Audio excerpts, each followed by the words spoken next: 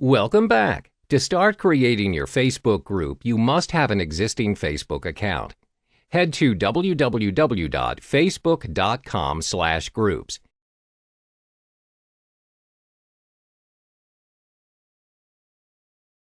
Then click on Create Group and proceed to fill in the details of your group.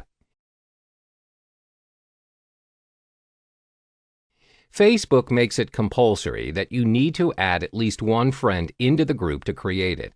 It's recommended that you get your friend's permission or interest before adding them into the group. Adding them in cold will almost certainly kill the engagement of your group. For now, just put in your own email to create the group. Then select the privacy settings. You can have it as public, closed, or secret depending on the purpose and direction of the group. Click Create and select an icon to represent the group. You can skip this if you want to do this later. Click OK. Your group is now created.